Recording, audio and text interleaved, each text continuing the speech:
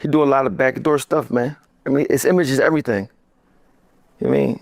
And for me, if you got $1 billion, you shouldn't have to worry about what nobody think about your image. That's a fact. I'm energized, women lie, on God, numbers don't. Started talking power moves, that's right, when she got close. It's Young, the one who do it. Numbers don't lie, that's the movement. Now let's get to it. We got Oschino Vasquez. He linked up with Kim Capone to chop it up about Jay-Z and his recent GQ interviews. He has some interesting things to say. All right, well, I wanted to, get your thoughts on this Jay-Z interview that's been going crazy, man. I know you had some thoughts about him working with GQ and not Bleak, but, there was also, a few interesting things from this interview, man. What all did you take from it? I take from it, it's like he up to something. It's like he's trying to clean up some type of image. He don't do interviews. He been outside a lot, doing a lot. Everything he do is strategic. Mind you, you get it's like a little kid that's 20-something interviewing somebody 60. It just looked like, it looked like it's a setup. He told him what to ask him. Make sure you ask him no hard questions, no stuff that people really want to know. And it's like it wasn't really an interview. Because of course it's Jay-Z. He can go to any place, GQ, y'all want to do an interview with me, I'm going to give y'all the questions. That's the same thing I said, though. Jay-Z definitely is calculated, if anything. He knew exactly what he was saying, and he was unapologetic about it. He was unapologetic. He was 100% sure of what he was doing before he sat down. We could see by the person he sat down with. He ain't sit down with nobody that could really grill him from the culture. He ain't sit down on no Drink Champs podcast or Joe Budden's. He ain't go nowhere that somebody could really grill him. Dude looked like he was 12 years old. I did do my research. I looked up young boy that was on the GQ interview, and I think he's about 35. But still. See what he do. I know how he move. You don't be a billionaire by caring about people. You don't be bro, most people will never have $1 billion because they will take care of their family. They will take care of their community. They will never have $1 billion.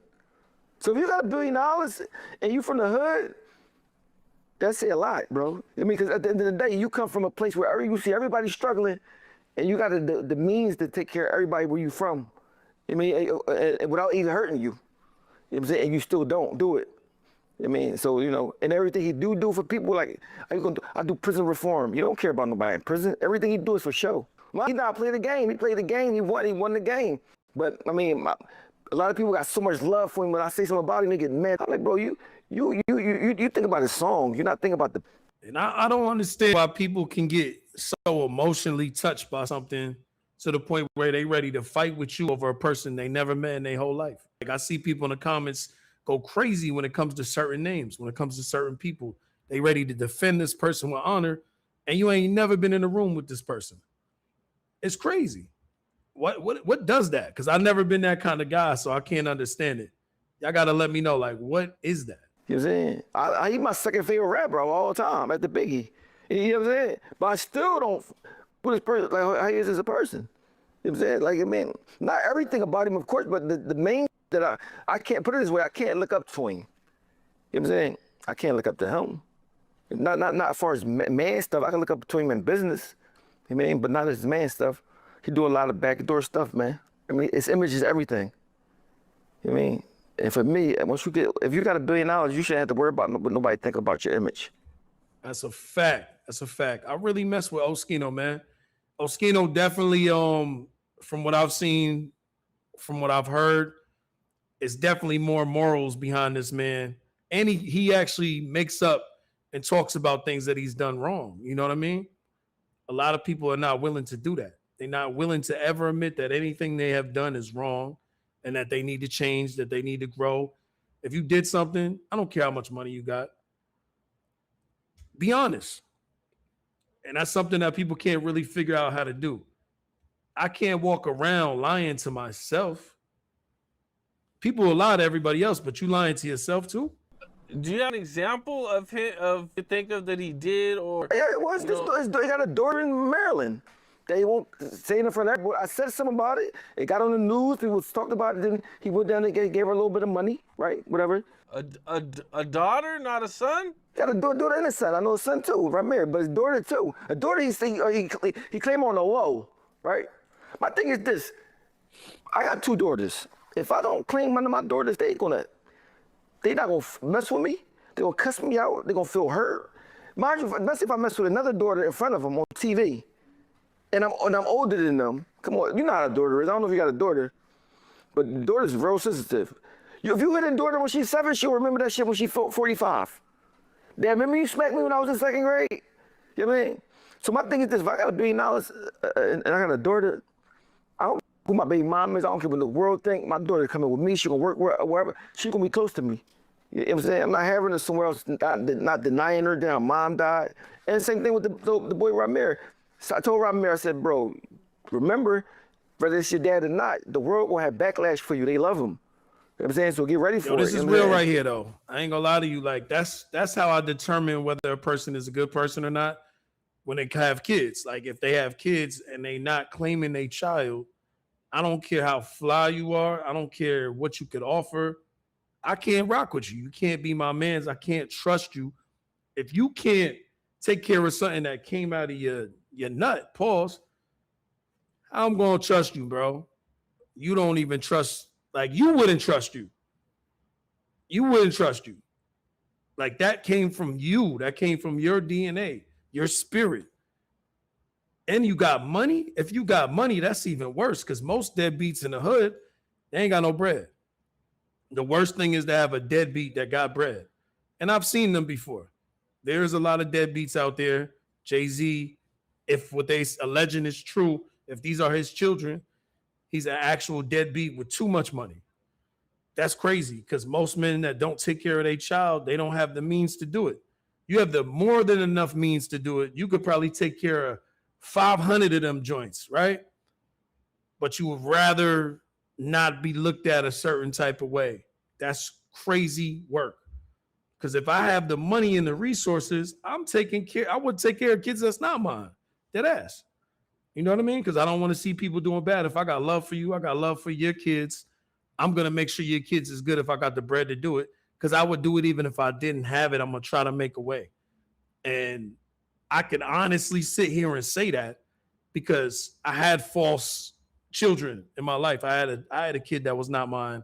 I was definitely told by somebody that I had a child, and I was there. I pulled up. I stepped in until we found out it wasn't mine. And then I didn't have the means, so I was out. I was out at that point. Once I figured out, it took like about a year and some change. Bad situation. But throughout the whole time, without me even knowing if it's mine or not, before that test came, I was there. I was present. I brought the kid around my whole family, all of that. So I just don't understand when people have the means, when they have the money. That's very selfish. That's very selfish. That child that doesn't have their parent, it's going to be a tough life, man, especially their father. Because we already know a father is very, very important to the foundation of a child. Let's pull it up. We'll get right back to this Oschino shit in 1 second. But y'all tell me. Boom. Y'all see that picture right there? Y'all see the nose? I feel like for me, it's the nose and the mouth. Pause. I feel like the nose and the mouth, pause. The whole shit just looks the same to me. I don't know about the eyes. I'm not really sure about the eyes and all of that, but nah, son, to me, he looked like Hove. He looked like Hove. This nigga be doing poses like him by accident. That's crazy. That's crazy. And I heard he rap too. Like, oh, I don't want no money. I just want to give me. Jay-Z did everything in his power to not take the DNA test. My thing is this: if you're a man, like, bro, I took 2 DNA tests I did not want to take because I wanted to know if that was my son or not, right? Men don't run away from stuff like that, especially when you was popping his mom, especially when you don't got no other. His mom is deceased. How can I respect you for that? But mind you, now the most people that don't take care of their kids is because they don't have it. They just don't have no money. They embarrassed. Facts. That's what I just said. That's a fact. Well, you got enough bread, so you can say, bro, you know what, bro? Me and you, I'm gonna go get you. We're gonna take the test by ourselves. That's just man stuff. I hate when somebody think they're too big to be a father, or too big, they too much of a celebrity, they can't do regular stuff. I mean, that's because the world treat them like that. That's a fact. That's a fact, man. Money is cool, but if it's money money don't change nothing. Like if you're a kid, you know what I mean? If you're a kid and you want that connection, you want that relationship with somebody, money don't really mean nothing. They would rather have that connection. They'd rather have that relationship. Like, imagine just not having a father. Imagine being absent of a father. You know what I mean? Like you don't have somebody to take you to certain things where a father would bring their child, like, or your father watching you at sports, any type of sports competition, music. Like it's I can speak on it because I had an absent father. You know what I mean? I had definitely had a father who was there in the beginning. You know what I mean? He was there early on, but as I got older, I think by the age of like, I want to say 10, 11, he was gone for the rest of my shit. So, and he had bread. My father had bread. So 100%, I understand. If you have money, that doesn't necessarily mean that everyone's gonna look at you that's related to you. Someone that's related to you, they might not just want money from you.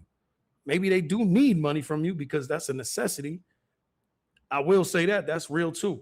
Like as far as you being a father of somebody, it is a necessity for you to take care of that person that you created. If you don't, you're a bum. Whether you got money or not, you could be a rich bum. You could be a rich bum. I'm not. You got the same standards as everybody else. Everybody else got to take a DNA test.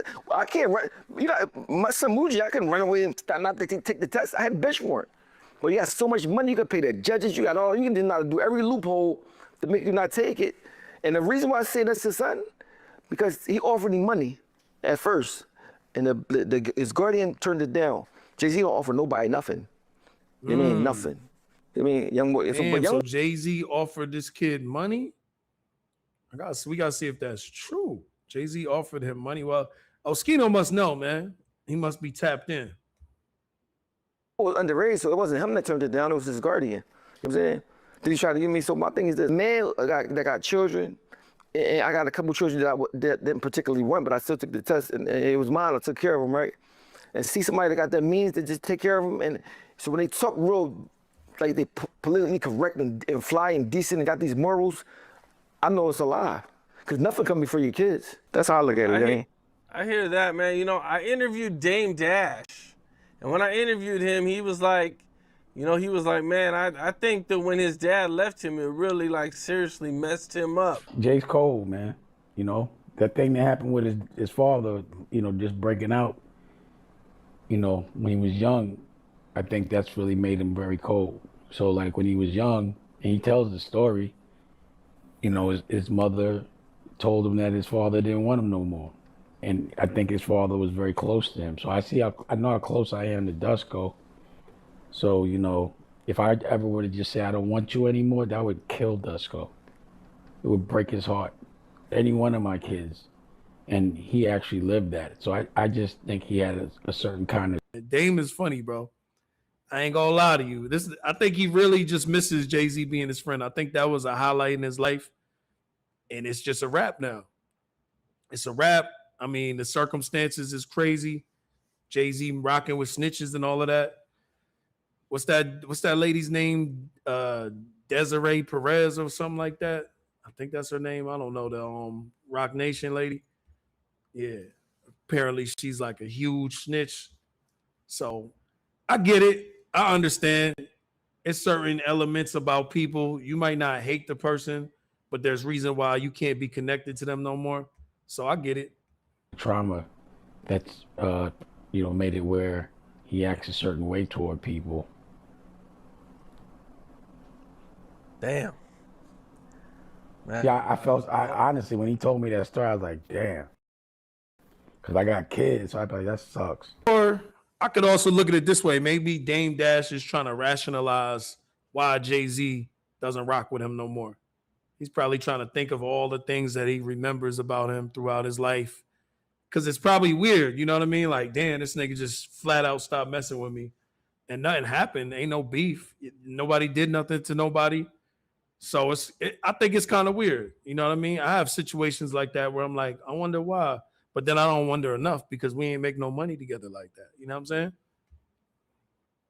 And I think that f***ed him up. It's like he want to pay everybody back. Man. He want to pay everybody back. Like he had a grudge. Well, What do you think of, like, he kind of responded to people saying that he wouldn't that he was taking sides in Drake versus Kendrick? I mean, he don't like Drake, of course. You know what I'm saying? Yeah, I mean, you know, he said a little stuff about Drake. I mean, probably a little jealous of Drake. Drake got a lot more hits and stuff like that, you know what I'm saying? But I don't think he's just jealous of Drake. I think Drake also tried to compete with him in the beginning of his career. He tried to do it in a competitive type of way. And I don't think Hove likes any of that. I don't think Hove looks at Drake as if they're on the same level. So he takes that as disrespect when somebody's trying to be competitive with him. And you like, you know what I mean? You my junior. You nowhere near to where he might see himself as. He more looks at it like, yo, Drake should be coming to me to get mentored, ask me questions. You know what I mean? How dare he try to get on the track and throw any type of jabs towards me? I believe that's how he looks at it. And it probably just got worse and worse and worse as the years go on. And then we know as well, he has this little situation with Lil Wayne. You know what I mean? Him and Wayne trying to get competitive at one point.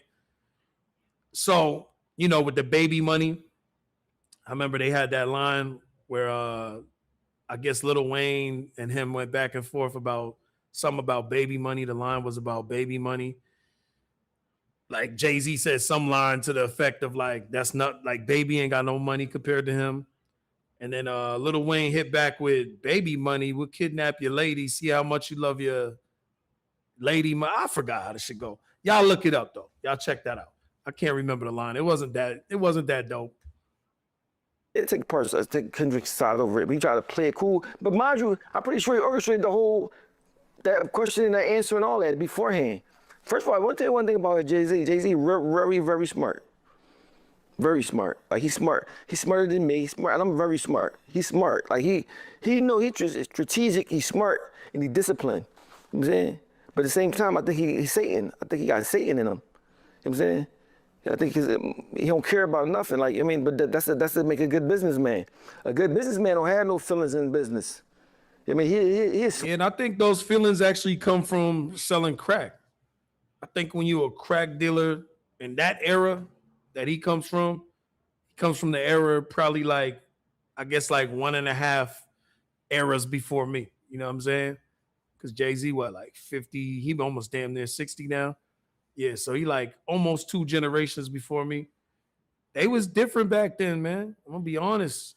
They was kidnapping kids and it was totally different in the streets back then. It was a whole different type of level of coldness that you had to survive with to even do those type of things. And I can only imagine what it felt like to be ruining your neighborhood. People that you knew, people that you grew up with, people you was friends with, people's mothers, people's cousins, people's aunts, people's nephews, all of that stuff. Just watching them deteriorate over the years and just having to just be like, fuck it, I'm rich though. I'm getting it. Like, I can only imagine what you have to be to feel that. Because it's on a whole different level when it's back then. They was doing real things. They was making real movements, real splashes. These dealers and all of that today, they have no idea. It ain't nowhere near as close. And a lot of this shit is recreational. And sometimes it just be bad batches of stuff that be, taking people out. So I think it's just a different type of generation. And I do believe that culture was it was pushed to the top. Like you was the man. You was the man if you could hold it down in that type of way. The show of it was all about showing. So you see the chains, you see the rings, you see the grills, you see all the dope. What comes with the dope money came with the dope money, and that turned to hip hop. Like we try to act like the 80s was such an amazing time. They was selling crack. They was getting busy. They was getting busy with that rock. You know what I mean? The coke, the crack was crazy. Excuse my language. Hopefully we're not hitting the guidelines. But it's different. It's totally different back then. They just said it was fun back then. So whenever the old heads be talking, I don't believe what they be saying, man. I know how dangerous and how dirty that game was.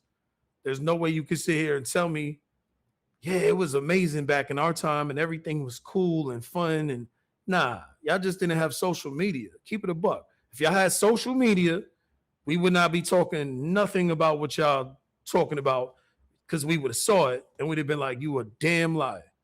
You a damn liar. Shit was not peaceful. You know what I'm saying? Don't tell me that them parties didn't get crazy and turn. You know what I'm saying? And don't tell me that they wasn't out there selling selling a stuff to get some stuff. We'll keep it like that. Keep it PG. I think he don't care about nothing. Like, I mean, but that's to make a good businessman. A good businessman don't have no feelings in business. I mean, he'll swindle you out your house and don't care if you homeless, even if you his friend. You know what I'm saying? So that's what make him so successful. I mean, smart, business-wise, cold-blooded. I mean, that's a good businessman. I mean, but as far as a good person, no. And that's the difference too. A lot of people be saying that Dame Dash not a good businessman, and there you have it. That's what it is. That's what makes a good businessman. It's not about worrying about the artists, making sure that they good, checking up on their funds, going to talk to people, negotiate deals for them. That's not a good businessman. They said that Dame is a bad businessman because he has feelings, because he cares about people, because he cares about integrity. Now, he does talk crazy at times, but that's his environment. That's where he's from. You know what I mean? If y'all ever dealt with niggas that's from Harlem from his time, it's just, that's how they get down.